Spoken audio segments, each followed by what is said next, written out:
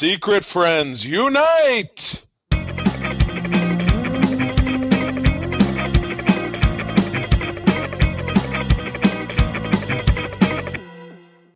Welcome to the Secret Friends Unite podcast, episode 478. This is your guy to the geek side, and I am one of your hosts, Todd Oxtra, the father of a graduate, a very tired man.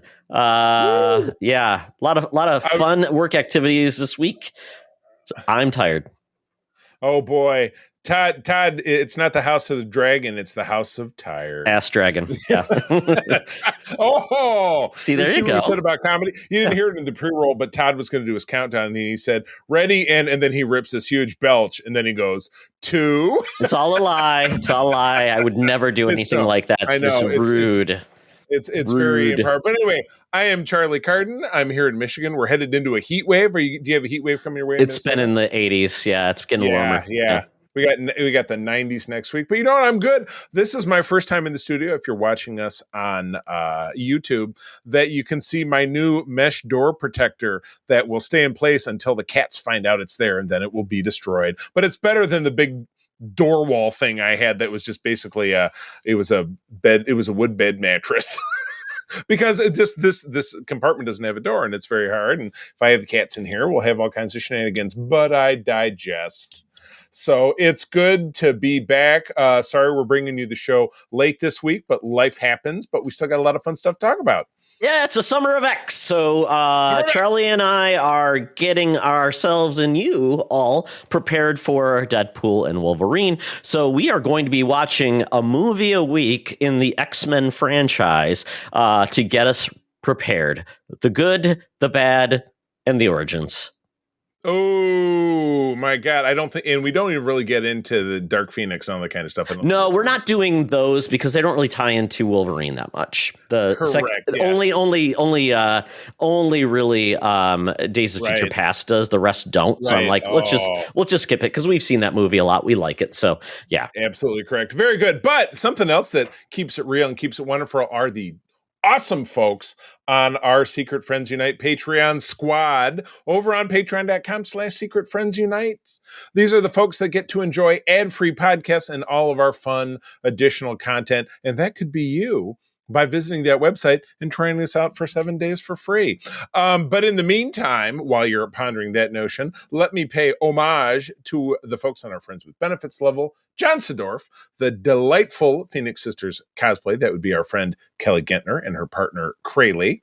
Brendan Myers, Corey in HD, and Matthew Keel. Over on the BFFs level, we have our superstars, the Nias family of the Twin Cities, Sean, Stella, and Henry, and Missy Merchant. Thank you to all of you for what you do for us so that we get the chance to do more for you. And one more time, if you are listening to this and want to see what all the fuss is about, patreon.com/Secret Friends Unite, free 7-day trial. And as Arnie said, and that at the end of that first active Predator, when he chucked that big old knife into the bad guy, stick around. And if you left, you'll be back. Right, but you'll have a knife in you. So how long we be around for? I mean, let's be honest. It's a pretty serious injury. Oh, and it's a pretty serious injury to my eyes to look at this cover from the summer of 1991. Now, this is when Marvel had a potpourri monthly comic series called Marvel Comics Presents. This is issue 78. Yes. Where we got little snippets of vignettes. Now we do have kind of a cool, scary, hipster, edgy cover of Wolverine as Weapon X with that big mange of hair that also has like straw in it or something. And then he's got a big mouth. So he's kind of like Imogen Joe from Furiosa with that big old mask, isn't he? And there's a reason why I picked this comic because Marvel Comics Present actually created the story of Weapon X. This is the first one. It was an original story, ran 10 issues.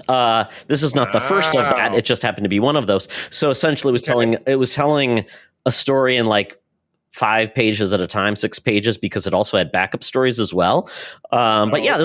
this is where a lot of the X-Men, Wolverine's background in regards to Project X and with Weapon X actually was finally told in the 90s, which was pretty cool. I love it. It was a great idea.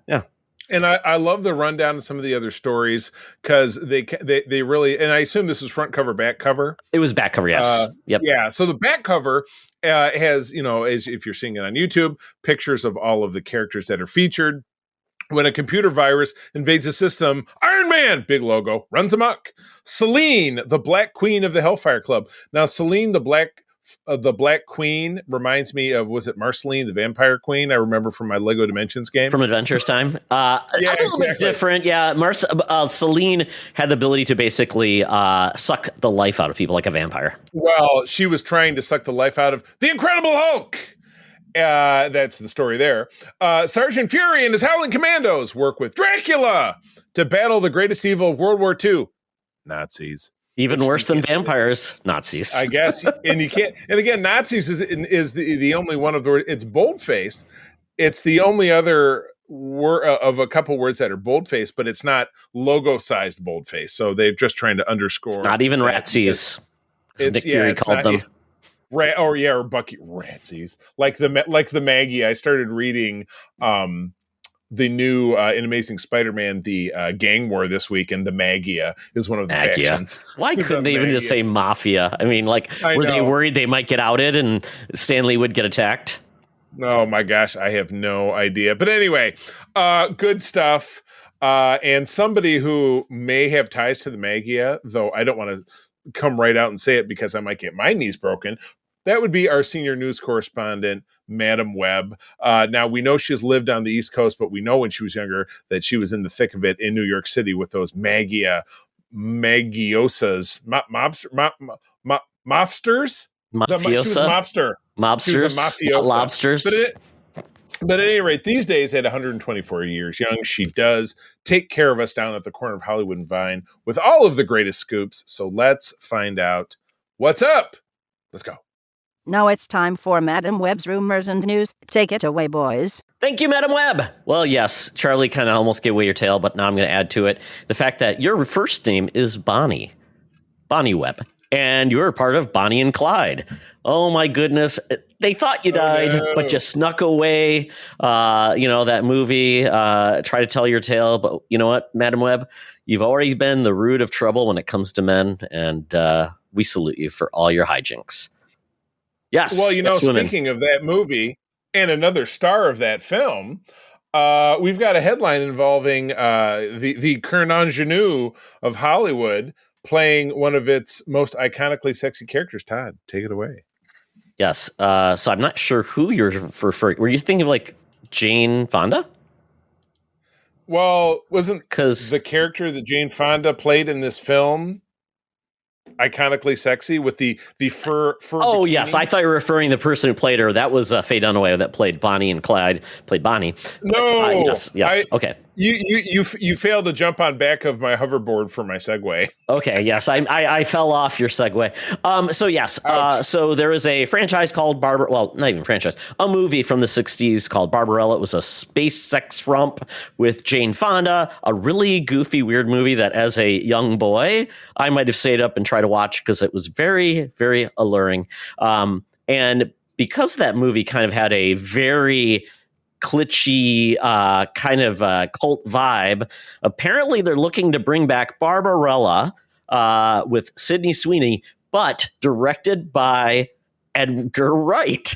So they're trying to church it up a little bit. Oh yeah, church it up. Yeah. She's going to be wearing those prairie dresses. Like Sydney Sweeney in what was that movie? The Nun movie. Oh, the Nun. Yes. Put her in a habit. That'll work. Yeah. Oh yes, Sydney Sweeney too. Back in the Habit. Yeah. So I mean, Jane Fonda kind of was a I don't even know what a proper term was, but she was kind of a sex symbol. Bombshell. Yeah, Sex bombshell. symbol. Yeah. Sex bomb back in the day. And Sydney Sweeney is kind of as well, probably very equivalent in ages at the time. Very sexy people embracing their sexiness in this space romp that was just a goofy, silly type of space film. And one of the main guys was Duran Duran, which the name of the band came from.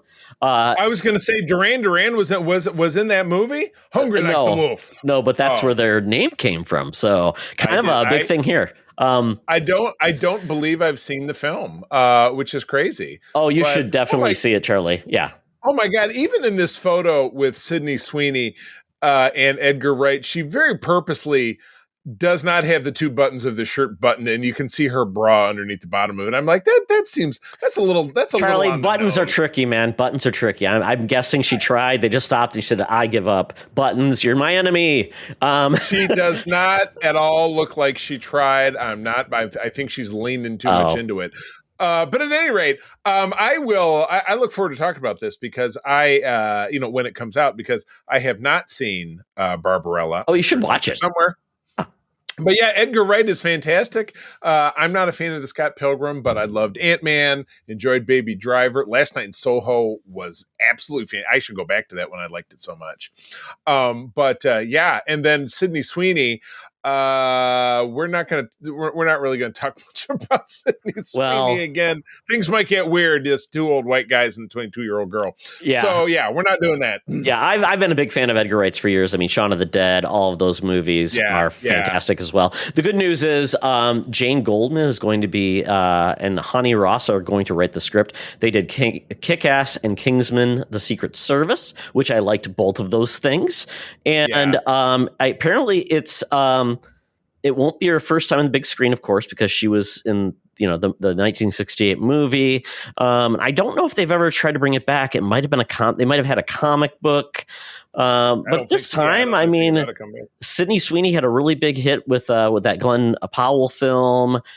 I mean, Madam Web didn't do well. The Nun movie didn't do well. So I'm guessing she's looking to do something a little bit more high vis and just a good time. That's gonna slap. So yeah, it does say in here that there's no estimate on the time frame.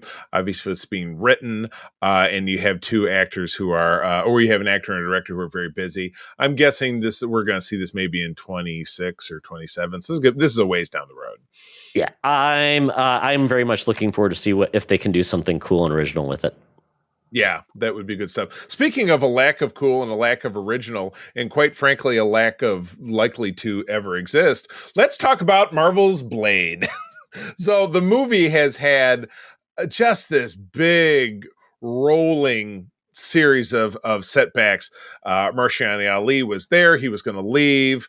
We had directors come and go. We just lost another director. This is our second director that's walked away from the film. This is supposed to come out next year.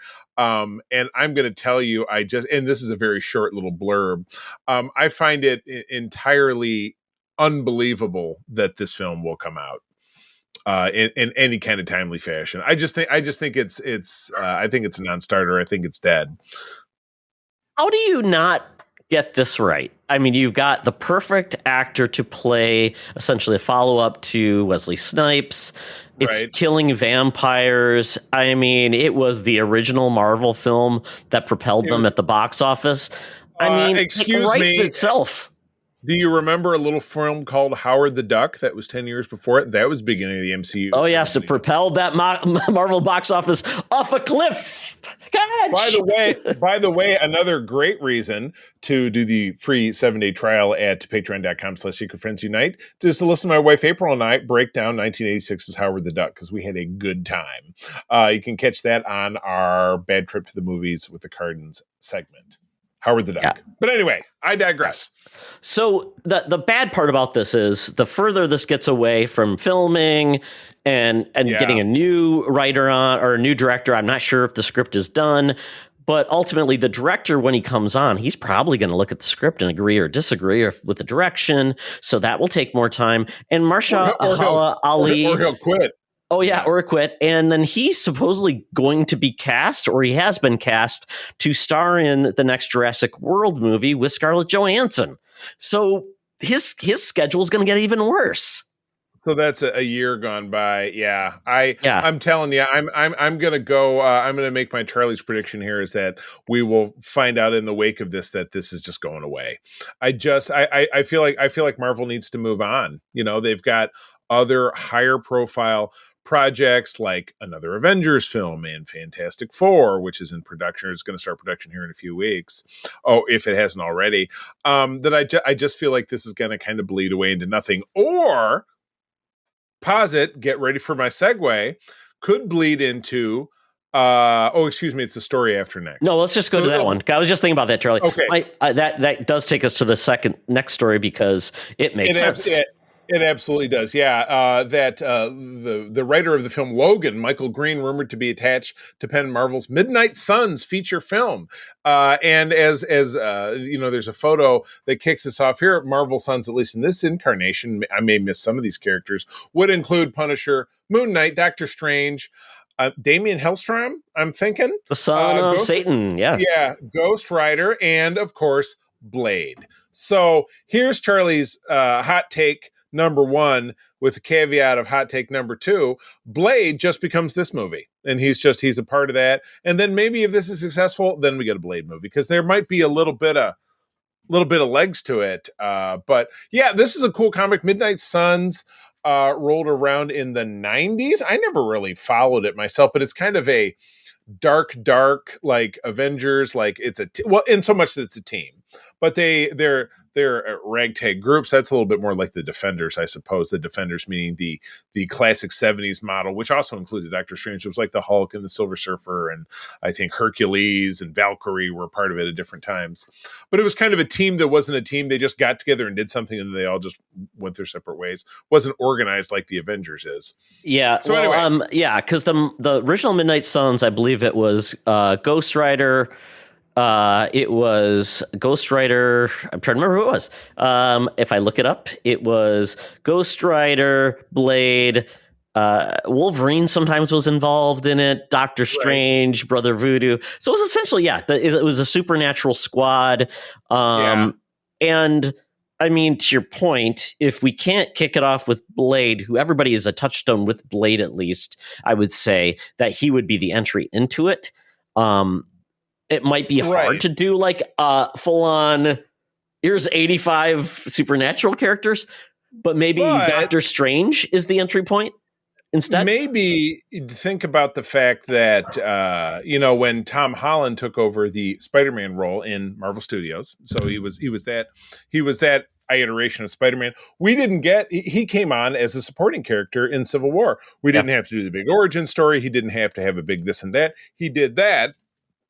And it was just understood that people knew who he was, who the character was, because there had been two franchises with Spider-Man. Spider-Man is one of the most popular comic characters in the world. It was no big deal to introduce him. So the Blade films, as you said, even from the 90s, everybody knows the deal. Blade could show up in this, have a big whatever. We've already got Moon Knight established. We've got Strange established. We've got the Werewolf by Night and Man-Thing. Right, yeah. Yep. So we've got a Punisher if they're looking to bring John Bernthal back in, but who's to say? So I don't think anything is going to be lost dramatically if this takes place of that Blade film. And then based on the success of this may be a total failure. And then they say, well, I don't really think that Blade's going to make a go of it. So yeah, that's my take, is that this leapfrogs ahead of that. Because they just can't, there's some kind of, Brother Voodoo put a voodoo on the Blade film. It's just not going to get done. Yeah. It's just not going to get done. I think it would make a lot of sense. Yeah, maybe revisit Blade when it makes sense, or when they finally figure out what they want. But I would say have Doctor Strange be the linchpin then, because people know him. Exactly. He's putting together a team that basically battles the supernatural. Right, exactly. Which has just always been through. Have there been two Doctor Strange films or three? They've been two. Yes. Just the first, and then the right. Mouths of Madness or the Multiverse of Madness. Yes. Would you call it the Malls of Madness? The Mouths of Madness. Yeah. So my gosh. I think there's a way to still get after a Midnight Suns or the more dark side of Marvel. It's just going to be harder to do if they can't even kick off one character.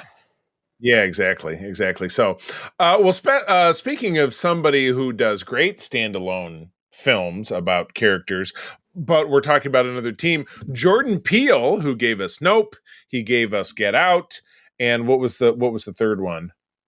Us. Us. Already say that? Yes. No, I did not. So yes, you nailed it. It reportedly met with Marvel Studios to direct the X-Men film, their X-Men film. Can you even imagine Jordan Peele? And Jordan Peele is, what a crazy story. I mean, less than 15 years ago, he was part of a sketch comedy duo with Keegan-Michael Key, who's from Detroit, my hometown. And had a great fun show on Comedy Central. And then they went their separate ways. You know, Keegan-Michael Key continues to act, though he's getting steady work, but he's not blowing things away. And Jordan Peele became a director. Did you know Jordan Peele, his first big thing, he was part of the cast of Mad TV on 9th season. That's where he started. And that's how he met Keegan-Michael Key. Wow. Mad TV. Who knew? Yeah. But I enjoyed Mad TV very much. I am not at all familiar with the 9th season, which would have been in probably the mid-aughts, because I think the show came out in 1995. So that's interesting. In 2003. Anyway, yeah, there you go. So anyway, Jordan Peele is, as it said, one of the most in-demand directors in the business right now. But he sat down, according to Jeff Snyder on the Hot Mic podcast, he met with Marvel about directing a project. And another report said that project was the X-Men. Nothing is confirmed. This meeting is said to have taken place a long time ago, and nothing really came of it. So this whole blurb could be what we call a nothing burger. But then again, it is fun to think about the concept, right? Because that's a film that is far enough on the horizon that it's not really been slated, I don't think. It's not saying, coming in 2030, it's the X-Men. Has it been? No, we assume it's coming after Fantastic Four. That's all we know. Gotcha. Very good. So that's what we are assuming. We can't guess. Yeah. We can't do assuming. So that would be iconic. I mean, his films, those three films, I think we watched them back to back last summer. Because did Nope come out last summer, or was that the summer before? That was last summer. God, I will look it up. So we had rewatched those movies. Nope was 2022, so it's actually been 2 years. So something sparked our interest in finding them, and they're all out on streamings. But my God, if you've not seen Jordan Peele's films, we talked about them all the way through on this show. Definitely go check them out. But my highlight definitely is the Gremlins 2 pitch meeting from Key and Peele. That is my favorite sketch. Absolutely. That's the pinnacle of his career, in my opinion. I do. Well, I also love the spoof of the Crystal Light Dancers, which is one of my favorite. I haven't saved on one. I have that, which was hosted by Alan. Is that the dancing championship? Yeah. Where the guy is not told that his family's dying or something. Exactly. No, I have the original of that saved in one of my playlists on YouTube. And I'll go back to it from time to time. Yeah, very good stuff. But anyway, him directing an X-Men film would be amazing. But it is, with most things, speculation at this point. But what's not speculation is the fact that I've never seen this next thing, which is getting a series, I guess. You haven't seen Sausage Party, Charlie? I have. No, because I feel like when it came out, which was maybe 5 or 6 years ago, I was 2016. It sounds too gross to go see it. But yeah, it was. And it was funny. This was a Red Band trailer for a return of this, which is just gross. Like, it's a live food that does gross stuff and has sex, and I mean, Todd, you've seen it. Go ahead, please. Okay. So Sausage Party is essentially sentient food in a CGI animated film that looks like it would be from like DreamWorks or something like that, kiddie, but they decided to go R-rated. Seth Rogen, Kristen Wiig, Michael Cera, David Krumholtz, Edward Norton, Will Forte, Sam Richardson. A great cast, but it is over the top, just It's an adult sex romp comedy. Right. It is. Oh my God. If everything you heard came out of my mouth is like, I'm out, yes, you should be out. Yeah. But if you're like, let's have fun with it and let's just go around with the ride, it was a goofy, dumb film that I did laugh at. Right.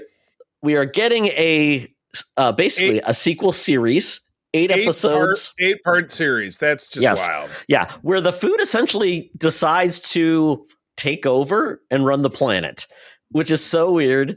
And then they realize, oh, nothing can stop us, and it rains, and essentially the bread gets dissolved in the rain because they've never been outside. They've only stayed inside the grocery store. So then they need someone to lead them because the brain trust was a piece of chewed gum, died, and then they have no one to show them the way, so they decide to find a human to help them and essentially go a Ratatouille, but not with the head, but the butt.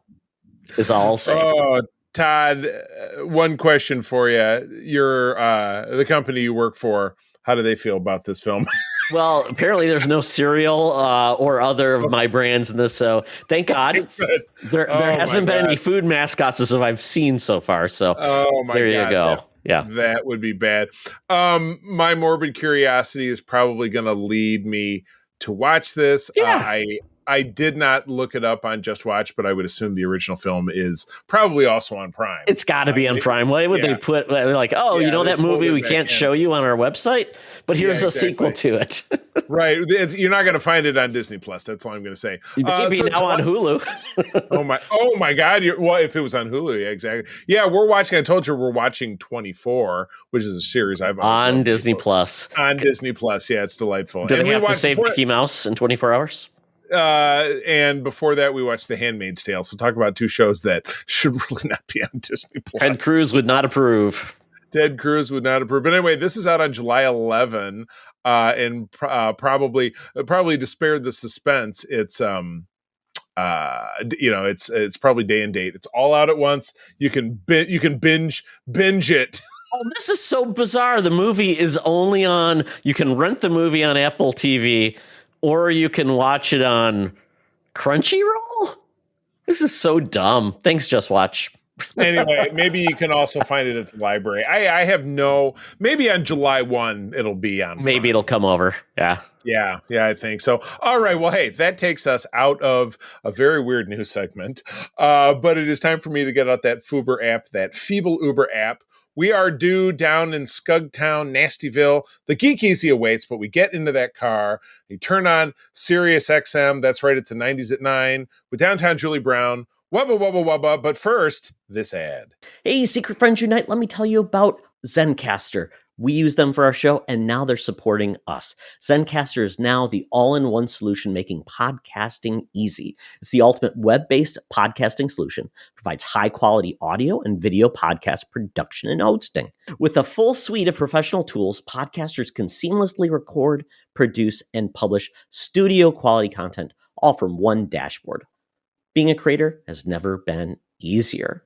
And we chose Zencastr because of the ease of use, high quality output, and it makes it super easy for our guests to come on.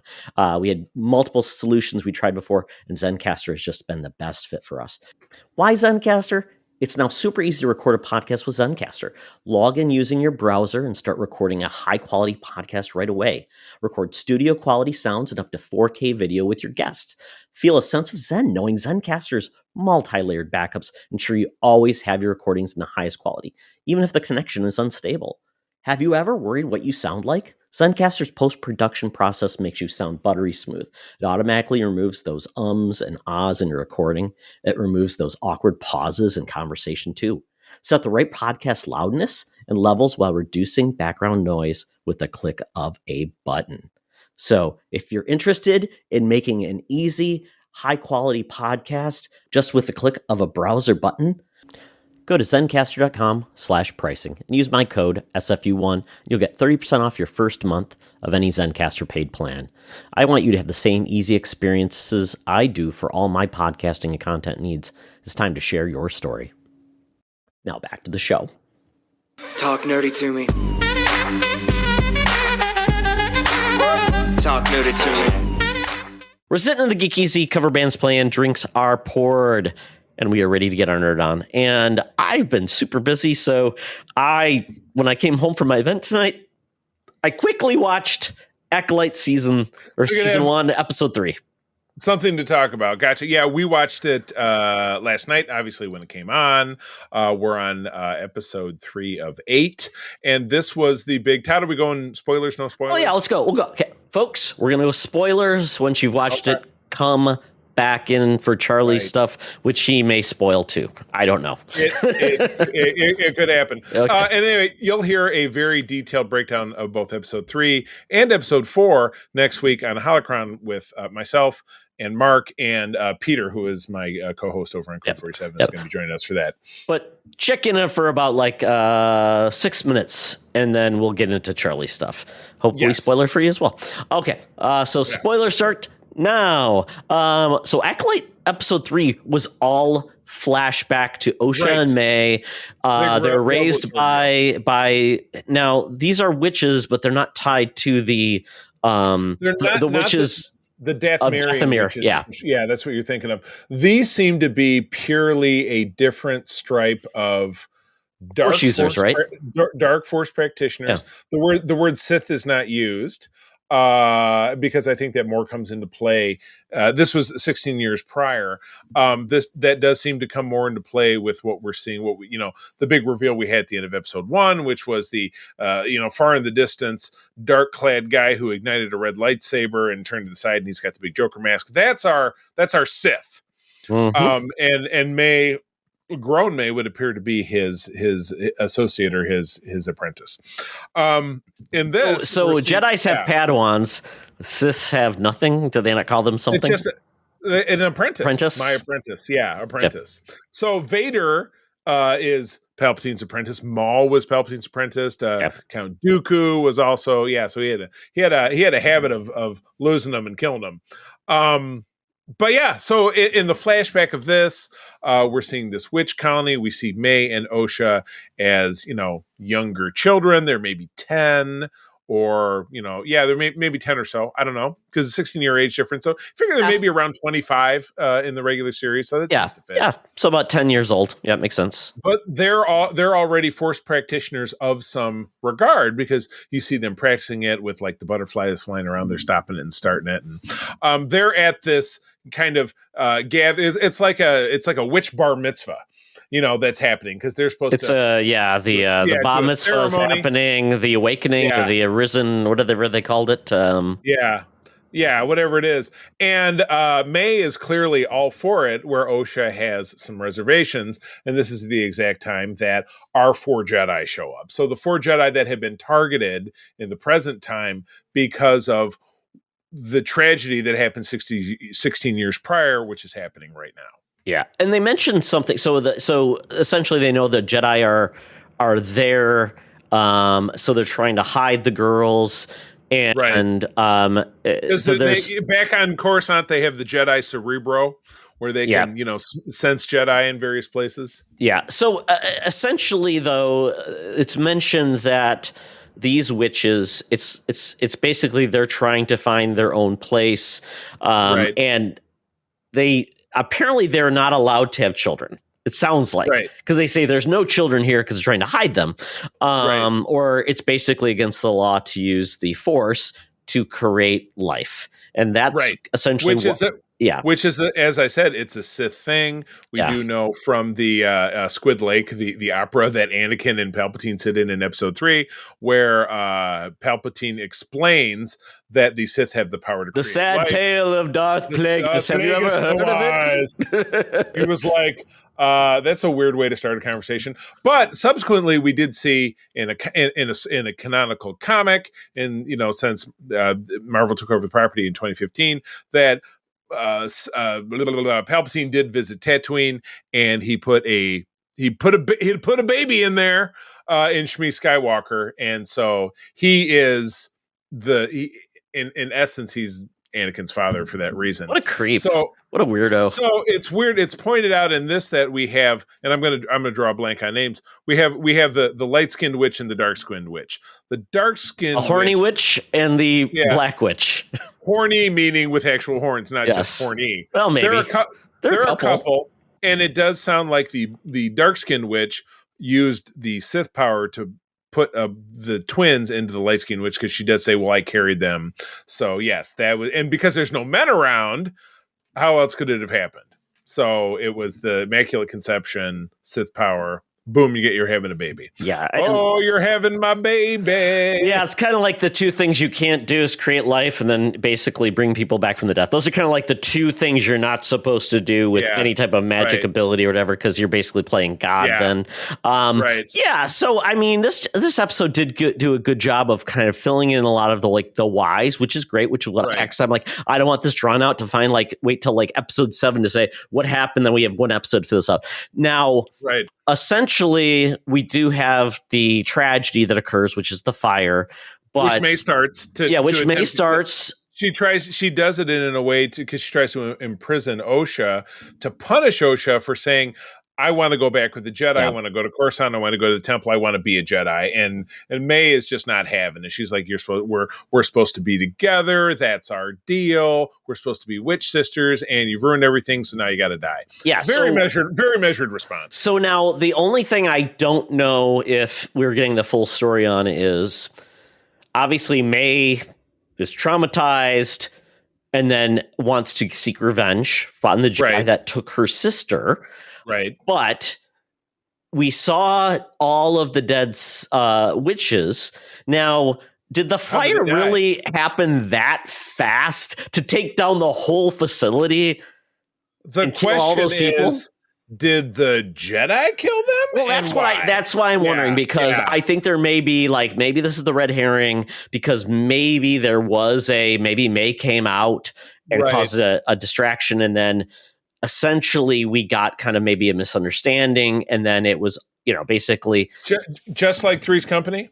Or just like when the Avengers meet and beat the shit out of each other. Maybe it was like that, except it ended far worse. Sure. But considering how powerful the mother was, that could basically, I would see it's very hard. Like they said, there's only 4 Jedi, we can take them out. I'm like, so I don't know. I'm trying to figure where this all landed, but that's kind of where we're left. Yeah. I'm just getting the feeling that these 4 Jedi, for some reason, said, nope, you all got to die. And that's why Master, levitating Master Bad Hairline. Master Bad Hairline Beard. That's why he decided that it was okay to commit suicide by drinking that poison. Yeah, so there's something more, but I'm thinking it's not black and white where it's like, oh, the Jedi are the bad and we defend her. We think it was probably a misunderstanding, and we had May essentially saying, I'm going to kill you. So May's a little bit off and maybe misremembering as well. And we're getting this from the viewpoint of little children. So I'm curious to see where this goes. We still haven't met the big bad and how he finds her. Maybe we'll get that next episode, the big bad rescuing her. But because there's got to be more to it than just finding May at this point, right? Because that's really where we left off. We're in search of May. Right, exactly correct. Yeah. So we will find out it again. This airs every Tuesday over on Disney Plus. So I would go and have a peek because I'm enjoying it. I enjoy the mystery, and hopefully it'll be something kind of squirrely whirly. Yeah, I think the first episode was I'm glad it feels like it corrected itself, because I was like I said, I have thoughts of the first episode, but after the first episode, when we got the second and third, I'm like, I feel like it's a better story. So I'm much happier. It's layered. I agree. It's layered. It's an onion. It's the Star Wars onion. Mm-hmm. All right. Well, I read a couple of things. I might save one of them for next week because I just started it. But I did get the first 2 IDW or Image original, like present day, not continuation of the original series. G.I. Joe miniseries have ended. That was Duke, and that was Cobra Commander. Both very different, both super cool. Now we're getting our second 2, Scarlett and Destro. And Scarlett #1 came out this past week. I read it while I was out of town, and I loved it. Scarlett is basically it's the Black Widow. It's the Black Widow. It's like I mean, you can see Scarlett Johansson's face in this character. So she's a killer by contract. She works for the government. You see her executing this black op, in somewhere in Asia, rescuing somebody. But she's supposed to observe, but she decides to engage. And so she's getting screamed at by some general. And then she gets approached to go on a new job, and her best friend in the world. Did you say a nude job? I don't know. That could be in the second issue.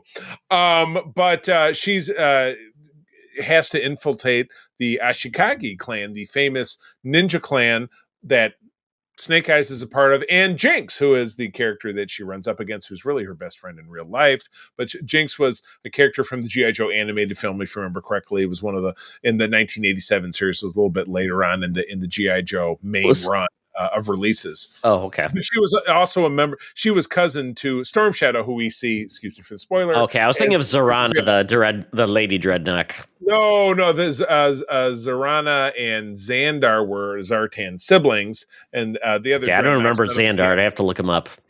He was cool. They basically they look like they were basically, it was David Bowie, and if David Bowie was a chick, that was Zartan's sibling. I remember Zoran, I just don't remember Xandar. Yeah, I don't remember Xandar. No, that's it. Well, he didn't have much of a role, but Zorana, it's funny, I'm looking at her, she's on my shelf because she's one of the releases that have been put out. But this was a great start. I'm digging this. I'm really looking forward to Destro, which I know is just going to be out in a couple of weeks. But and I've mentioned it before, apologies to Larry Hama, because I love your work and I'm very happy to be funding the Kickstarter that's going on right now, which will reproduce all of Marvel's original stuff. But his current run just lost me because it got a little too ridiculous. And this new stuff is more grounded, even though the Duke was Duke was Jack Bauer, and it seemed very the same. And the Cobra Commander one was super ridiculous, and it was about Cobra La and Nemesis Enforcer and how they were fighting the Dreadnoks, And then Scarlett just seems very straight up. She's the Black Widow. It's totally awesome. So I'm totally down for this. Destro will probably very much be like, I don't know. We'll see when we get there. But I'm really digging it. Like I said, these are the only comics that I'm currently following monthly. Like I pay for them and they show up on my tablet and then I read them. So I'm really digging on that. So Todd, you said you read Duke. Have you read Cobra Commander? Have you actually, I haven't read it. I own them. I haven't read either of them. So I am going, because this is what we're going to do. I am going to read Duke, and we'll do a spinner rack of it. Yes! So excellent. Stay tuned. We're going to do it. I'm going to set it up, Charlie. So I set up an episode probably sometime in July. Okay. Well, I will read it again because I look forward to it. Well, you don't have to. You can just talk about it. But if you want to, you can do it. It's all you. But anyway, I will talk very briefly about the finale of Star Trek Discovery. If you listened to our show earlier this week, Code 47, ding, ding, ding. Peter and Aaron, who are my regular co-hosts, we talked about it. It was a really long episode because we also talked about the end of the series. I went on record. I've been lucky that I've been able to see these via screener, so I've seen several early. And early on, I was very excited in this season about the direction they were going. I thought it was a fresh take, but the show had also been off for a long time, and it's not one that I've gone back and revisited because, frankly, it's just not my favorite. I'm a very traditionalist. I do very much enjoy the '90s Star Trek, but I felt that the storytelling was a little sharper, and this was a little more loosey goosey. Todd, I know that you're a fan. You've watched the first 3 or 4. I'd have to remember. I think I watched through the first 4, and I kind of think where I've gotten from it. You finished it, obviously, so you can probably gauge my thoughts on this. I felt like a lot of the other cast has gotten short shrift as it's been focused on some of my not so favorite characters, or the characters that aren't even involved on the actual Discovery crew, which was a disappointing. I wanted more of the Discovery crew versus the rest, I guess is the best way to put it. And the cast of thousands. Yeah. And that was something I because when we did a wrap up, my very specific complaint was, because I asked both of the guys, I said, give me a favorite moment or episode, give me a least favorite moment or an episode, and then give me, how you think it contributes to the legacy of the series overall. And my least favorite was, I said, well, it's not an episode, but it's a leitmotif, and it's their, unceasing need to shove background characters into the foreground, and it just never takes off. I remembered a very specific instance where one character sat down to talk about another character and how great and exciting they were, and you just went, what? And it's just, there was a lot of that. But anyway, everybody's got a fan, Charlie. Everybody's got a fan. Yeah, everybody's got a fan. But anyway, this episode, and again, we actually talked about this episode in the penultimate episode 9, employed the thing about the season, which has tilted me in the other direction, is that everything is just too convenient. And I was surprised that Aaron brought out the expression Mary Sue when talking about, when talking about Michael Burnham, because she is great at everything. She's got all the answers. She's got total recall. But the same thing came up with like the character of Adira, who I can't stand, was also like, I have this thing or that thing memorized, so I can help you on this mission. And I'm like, no, you don't. You just don't. So there was a lot of convenient twists and turns, and the MacGuffin, which they had been searching for the entire season, Todd, I'm sure you're familiar, was it spun off of an episode of TNG. It had to do with these progenitors that seeded life throughout the galaxy. The MacGuffin at the end is very disappointing. I'm sorry. It's a huge letdown. That's the one thing that I will say is that it was and I got this information actually as it happened on the Star Trek cruise back in early 2023. Doug Jones is a guest. He had a panel that day. He said, I had to be on a 7 a.m. Zoom today where they told us our show was canceled. So what happened when that happened is they ended up back in Toronto. They did some pickup work. They tacked an ending on it. And there are two sequences, which either one or both of them were kind of I think it's probably really the end. But the end ends up paying an homage to something earlier in the series that is pretty inside baseball, that it really doesn't work. So I would say I ended up giving this finale a 5 out of 10. I mean, I was really disappointed, and I rated it second from the bottom of all of the Star Trek finales. The worst being the end of Star Trek Enterprise. Yeah, I remember you mentioning that. Yeah, which was a clip show. Yeah, this was an annoying. While Star Trek Enterprise did bring the Star Trek back to TV after a 12-year gulf. It gave us this great birth of different and wide variety, 2 different animated shows, 3 different other live action programs coming out. But as a show in general, the only time I'll go back and revisit is when we have a random episode that comes up that comes out of the generator that kind of forces me to watch the Discovery episode. I just don't like the series. I'm sorry to say.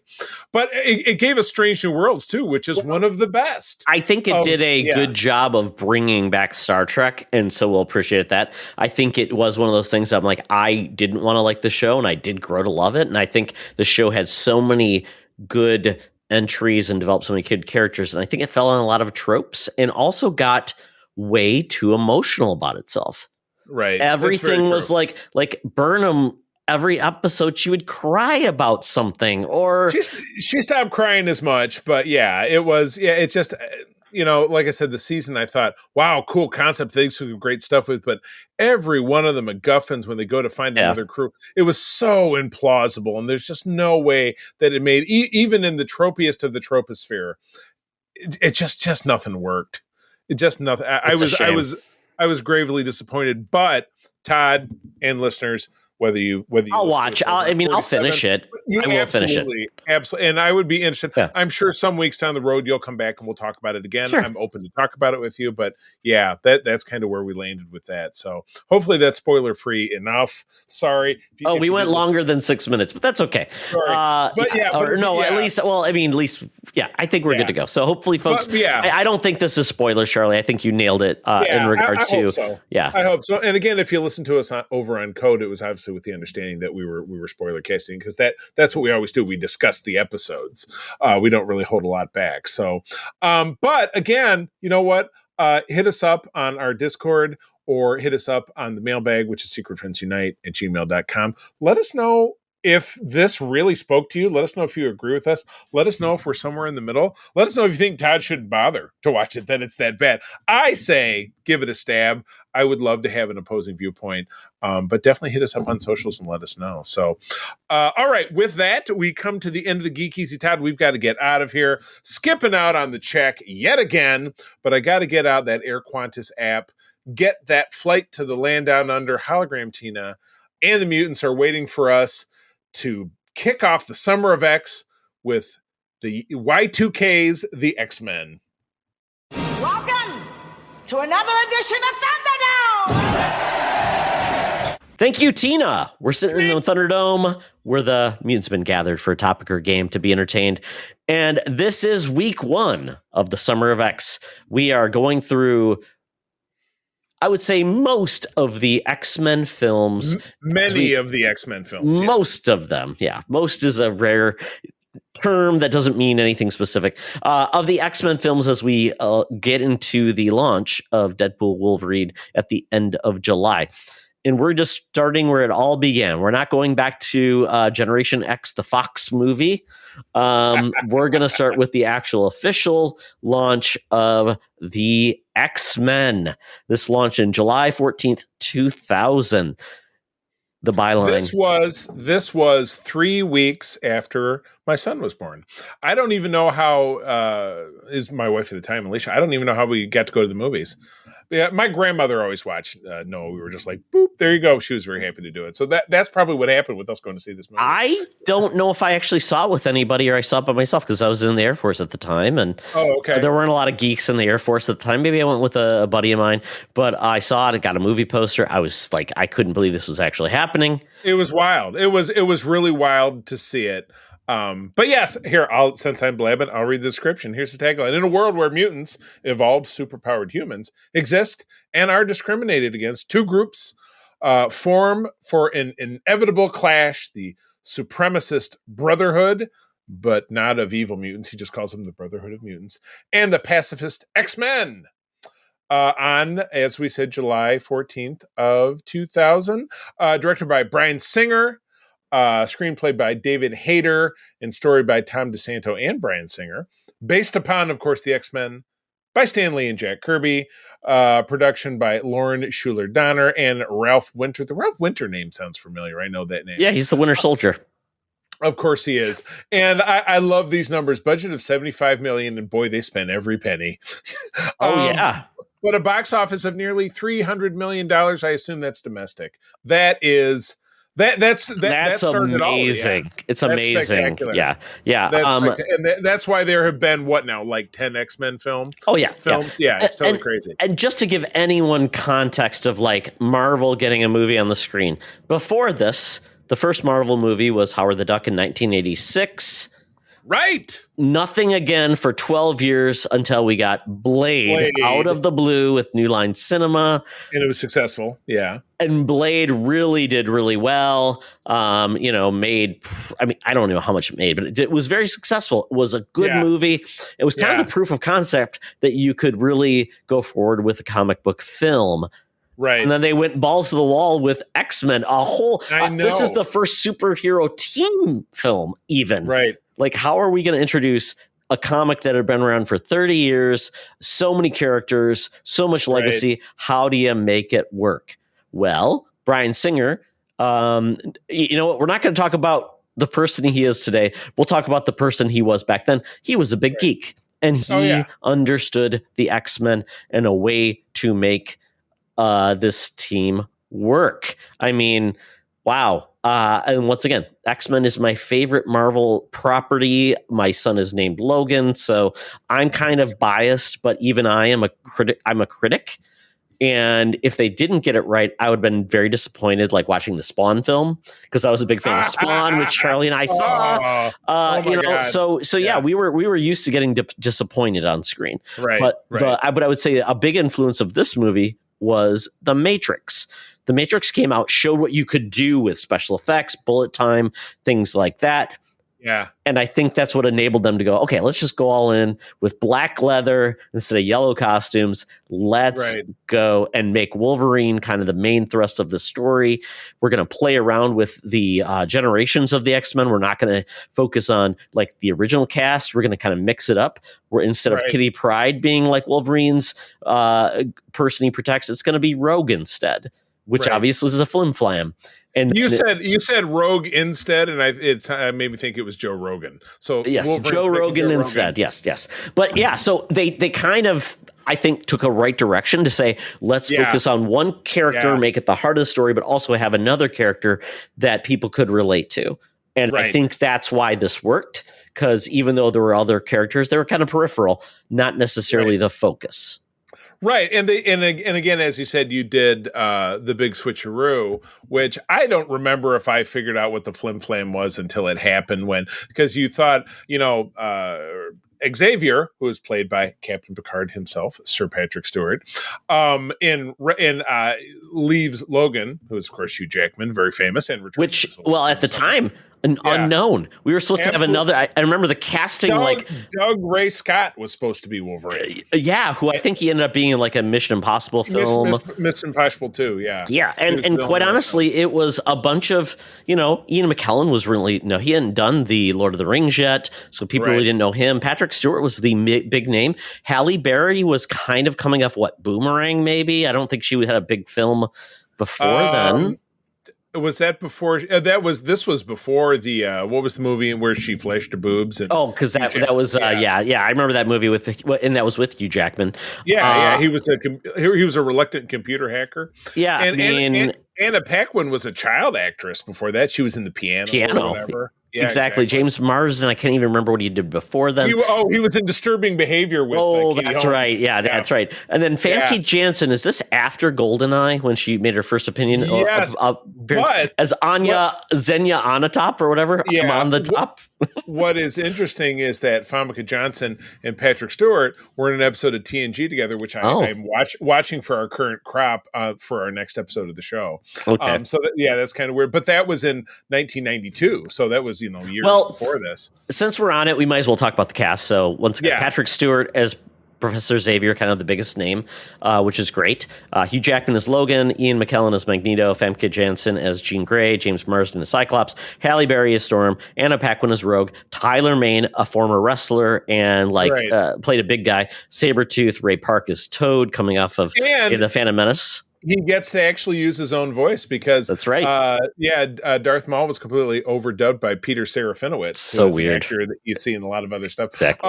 Rebecca Romaine. So number one from Strange New Worlds is Mystique. The great Bruce Davidson was Senator Kelly. I love it how there's so many call-outs in the movie. You actually hear somebody in the background say, "We love you, Senator Kelly." Outside of Trump lovers, does anybody else scream that they love politicians? Nobody loves a politician. Maybe Obama. Maybe the other one. And we get into some lower people that nobody cares about, so we'll kind of skip out. And Henry Gyrich, I totally forgot that's who it was. Right. He died. He died. It was mauled by a bear. You hear it TV voiceover. Exactly. Yeah. A lot of other unknowns. So there we go. Yeah. So because this was filmed in Canada, so you get a lot of those filmed in Canada. A lot of unknowns, though. A lot of people that really didn't pay a lot, and so you didn't look at them and go, "Oh, I know you from what?" It was essentially and I think that was part of the thing, was basically to have these characters established because of their character, not because of the actor playing them. Exactly. Gotcha. But this kicked off a dynasty, as you said, from 2000 to really all the way up to, you have it here through pretty much through the MCU of films that did some relatively successful. Not most of them were not great. But this was the Lionsgate Artisan Entertainment Columbia Pictures. Fox. Until we got our first official MCU Marvel films, which started with Iron Man in the year 2008. Oh God, the Punisher Warzone. That was the Punisher Warzone was like the last unofficial Marvel thing. Yeah, the big death metal. In 2008. Anyway, so shall we walk through it? Let's go. Let's do it. So we kick off in a concentration camp during World War II. We are seeing that, and Todd has left. Bye, Todd. I'm glad you're. Oh, thanks for coming back. Oh, there we go. Na na na na na na na na na na. You can't hear me. Na na na na na na na. Quiet, human. I'm trying to control the mutant power and magnets. There you go. But yes, you see a young Magneto being separated from his parents in the concentration camp and exhibiting some of his powers. Then we flash forward to present day, where we have a young woman in Mississippi describing a trip to Alaska she wants to take for no reason, as Todd mentions, making out with her boyfriend, and it sends him into a coma, and she flips out and runs away from home.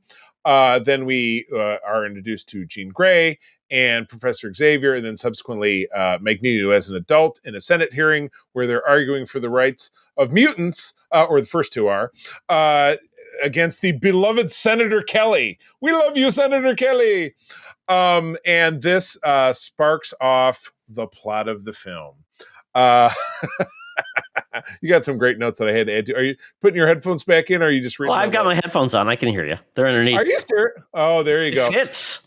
All right. So Magneto needs no headphones. I know. Are you using the magnetism? I am. The magnetism of your voice is coming through the internets. Oh my God. So anyway, by the way, folks, if you're listening to me now, watch YouTube. I'm wearing a Magneto helmet. Don't add, like, why is Todd being weird? It's the helmet. It's not me. I've been taken over. So listen to the show for a decade. They're not worried about why either one of us is weird. But yes, Rogue meets Wolverine up in Alaska, and then the pair of them get assaulted by Sabretooth, Tyler Mane the wrestler, and they end up back in upstate New York, which is still Vancouver, at the X Mansion. I think it's the Bradley Mansion, the one you always see in stuff in Vancouver. Yeah, it's probably also Downton Abbey. Who knows? Yeah, exactly. So, yes, exactly. And in this, we develop through the line of the film, and we find out Magneto is not after Wolverine. He's actually after Rogue because he wants to steal her powers. And he has this machine where he can, for some reason, broadcast out a ray that will turn normal people into mutants, and he either knows or doesn't know that it will kill them when it does it. I don't know. I never really figured out if you really do. So this was a weird plot point. So Magneto, who is not like a scientist by any means, he's a dude that can bend metal. But he's not a scientist, but he plays one in his tool shed. Apparently he found plans to use his magnetic ability to turn people, to basically give people the mutant gene. Here, this will be your freeze for the YouTube. I'm making that voice. It didn't make a lot of sense, and the whole thought was so we're kind of getting ahead to where this is all going, but essentially Magneto feels like because humans are dumb, and the only way that they can get undumb is to become mutants. Well, basically they won't kill themselves because they'll all be mutants. Right. Like, has he met humans? They'll just kill those people that become mutants, right? And just get more regular humans. He should have watched the Days of Future Past before this, even though it would happen in the future. But and the movie hadn't come out yet. No, he doesn't have the ability to watch future movies. Charlie, sorry, it's too bad. Really, but he's Magneto. He can't. Do they have X-Men movies in the X-Men movies? Oh, like in Spaceballs? Yes. They have all the Mel Brooks movies. We're in now. There you go. When will it be later? Soon. So we did get some cameos of characters that actually become important in later films, but played by different actors. We get Kitty Pryde, who is, of course, Shadowcat, is not Elliot Page, who was, what the hell did Elliot Page used to be known as? Ellen Page. There you go. It was Ellen Page when she was in these films. She was Ellen Page. Pyro, who we are now also getting a cameo in Deadpool Wolverine, was a different dude. He was not called Pyro, but he was called by his first name, John. And then we see Jubilee, played by a different actress. But I feel like that was in the cutscenes, or maybe it was just she was unnamed in the background. Yeah, I don't think there's ever been another version of Jubilee. Well, maybe we saw Jubilee in the second class era. Jubilee was in the second class era, yeah, but not necessarily in this run. So. And not the same actress.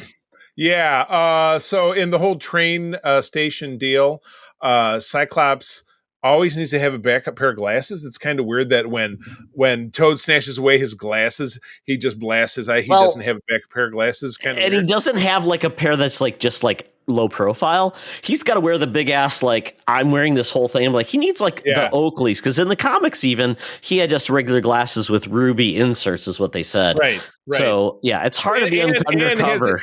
And as he got older, they became progressives because exactly. Yeah. They changed with the light. He doesn't need sunglasses. He's got ruby lenses. Gotcha. We did see the fact that the Ninja Turtles got into us because there was an ooze that poisoned Professor X. Mystique just broke into the X Mansion, inserted some weird green ooze, and it poisoned the Professor X, and then Jean Grey cured it. Right. I don't know. Why not? Well, she is the science person. So you did note, and this happened in the Liberty Island scene, that Toad, who is Ray Park, who just leaps and shit, is that he stomps people into the ground like Mario Brothers, like little toadstools. It's like piles of bones and flesh just destroyed the bottom. Right. And so, yes, you mentioned that, the plot to turn world leaders into mutants makes absolutely no sense. You don't really know what he was trying to accomplish because it wouldn't accomplish anything. But yes, this where everybody loves black leather. And this became the gold standard, certainly for the Fox films. But I would say to this day, leather rules all over. We had a great one. It was a 1-2 punch. With Wolverine, because he pops his claws up and down, doing the middle claws, which is great because it became like Cyclops, and he obviously had they got their loggerheads. They had their loggerheads, so it became like kind of a joke. And one of my favorite lines is Sabretooth, or basically Mystique, pretends to be Wolverine. They're fighting, and Wolverine finally supposedly kills Mystique, but then he comes around a corner, and they're like, "How do we know it's really you?" And he calls him because you're a dick. He says, "You're a dick." Yeah, which is great. Goes, okay. But when he attacks Mystique and he uses the claws and cuts off her claws, right? Is it like fingers on the ground? What is it? What is the stuff you cut off? What happens to that? Is it like, in Star Trek where it's Odo, and if something gets chopped off, it just turns into goo again? I mean, or like the Terminator, in T2, it just goes back. Yeah, I mean, I don't think it's just something that just like is goo and ooze. It's it's her body that transforms. Right. So yeah. So wouldn't she be missing fingers or something? I don't know. I mean, and when she gets stabbed later on, and then you see, in the end of the film, she manages to transform into a guard who looks like she's injured. That's how she escapes. But yeah, she ends up being just fine. But yeah, the Toad line that you refer to is when Toad and Storm are having their final blurs, and then what is Storm's line about Toad? What did she say? Yes. You know what's funny about what happens to toads when they're hit by lightning? The same thing as everything else. That's, I mean, you would think like a 4-year-old could tell a better punchline than that. That was bad. That's like a 4-year-old trying to tell a joke, and I'm like, yeah, exactly. You may smile at that, but not when it's professional writers. Exactly. So let's see here. Yeah, we don't know what happens to Sabretooth or Toad. They are never heard from again. So in the end of the film, obviously the good guys prevail, and Magneto is captured, and he ends up in a prison. And this obviously plays a factor in the next film as well, because he's got to get out of prison. But his outfit and everything that comes in contact with this the plastic prison, not only there's no metal in there, but it also dampens his ability to project outside of it. And so Charles comes and visits him in a completely plastic wheelchair. He must be wearing a cool plastic belt, which of course is what they always did in the 80s, like a see-through belt. It's all Velcro. It does, and his whole outfit must be that way. But they're playing on a chessboard where the pieces are plastic, so they're still friends. Which is, you know what? It's all about friendship. Yeah, and I couldn't tell how because there's a bridge that's plastic and almost like it reminds me of like E.T. when it's like the plastic thing that goes to connect. And I'm like, but it's getting drawn back. I'm like, I don't think plastic actually can be used in machinery. Maybe I'm wrong. Maybe they can come up with a way to run plastic power, but we don't know how that happens. Yeah. There's this great segment, and there's a kind of a spoof sketch film called the Kentucky Fried Movie. Does it sound in the 70s from the Zucker brothers? And they have something about plastics, and they said without plastics you wouldn't have your artificial leg. Like stuff would disappear, and this woman has a ding, and then she falls over. You wouldn't have the catch on your kitchen sink, and her sink explodes, or those this and that, and a fire starts. So yeah, it's the same thing. You got to have plastics. That's what makes the world go round. Yeah. I guess microplastics, we all breathe them. It's very true. Yeah. One last point, and I don't know if you mentioned this already, but Sabretooth. Yes. So we get Sabretooth in a future film played by Liev Schreiber. We get this version of Sabretooth, Tyler Mane, who's just a big dude who we don't think they have any, like he and Wolverine have any type of past. So that's like the only thing I feel like is just an oddity, because they went back to the character, but it's completely different. So I am hoping, Charlie, that this, like, what we get out of the Deadpool and Wolverine film is just taking all of the Fox weirdness and it's addressed with people who are in those films.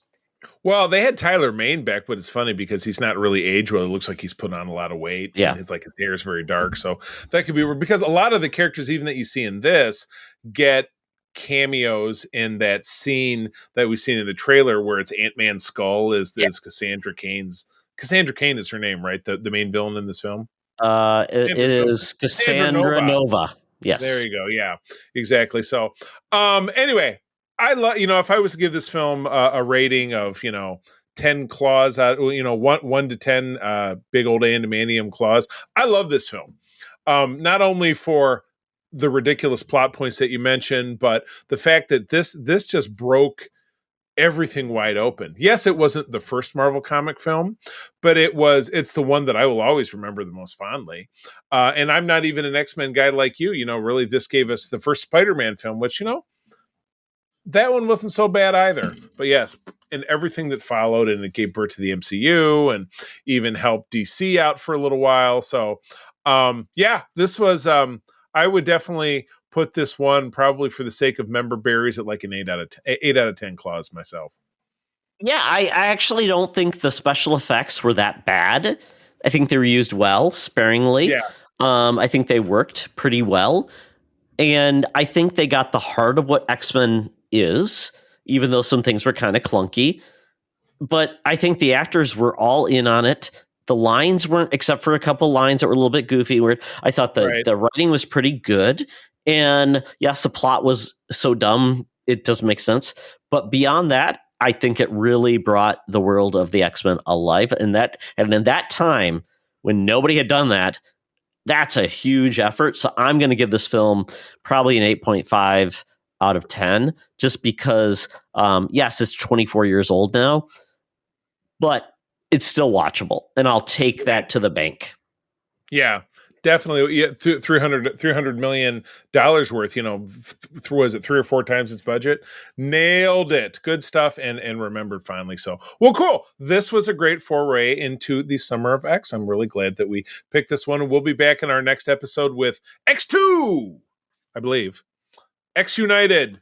That's right, with special guests. So look forward to that. And if you are interested in being on an episode to cover off one of these X-Men films, let us know. Obviously, want people that can talk about their love of it in a very fun, entertaining fashion, because we like to talk to people that like to talk. Absolutely. Good deal. And you can do that by reaching us, as I mentioned before, at the Secret Friends Unite mailbag. That would be Secret Friends Unite, all one word, at gmail.com. Drop us a line and let us know what you're thinking. If you'd like to work with us, we'd love to hear from you. Or you can find us on our socials. Todd, where do people find you? Yeah, they can find me on Threads at Teoxtra, at Secret Friends Unite. And I know there are not DMs yet on those services. You can also drop DMs. My DMs are open on Instagram, and we're basically available with those same handles. Still on Twitter, which our DMs are open, at Teoxtra and at Secret Friends U. People can even visit us on Facebook at those, even though we don't do a lot of content there. You can reach us that way. But we got a group that's good, and they will talk with us. Yeah. Yeah, we will absolutely. And you can find me. I'm also on Instagram and on Threads. I'm the C3 THECEETHREE. And I do spend a heck of a lot of time at our Secret Friends Unite Discord, the most funnest Discord in the whole wide world. Don't look it up, but we do have a lot of fun. And that Discord is open to all. So we would love to have you along. My wife and I just started a new kind of fun Discord, and something that's going to eventually turn into a business. Based around Star Trek fans here in Michigan, United Trekkers of Michigan. So if you're a Trek fan within the sound of my voice in the Mitten State, give me a ding. We'd love to have you on this group. It's just about discussion. There's no other structure or club or anything. It's just Trekkers having fun. So yeah, we'd love to have you. Well, with that, I will bid everyone a fair good night. Thank you for joining us. Tell you, as always, that sharing is caring, and to keep on trucking. Be the hero, not the villain. In a truck. Hey, bub, give me my beer.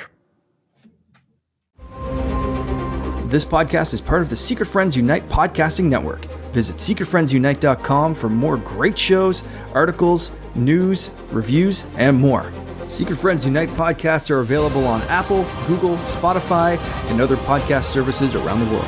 If you'd like to be part of the conversation, you can join us on Facebook or our new Discord server, or follow @SecretFriendsU on Twitter. Please subscribe to Secret Friends Unite on YouTube and visit our merch store at tpublic.com. Just search Secret Friends Unite. Thanks for listening.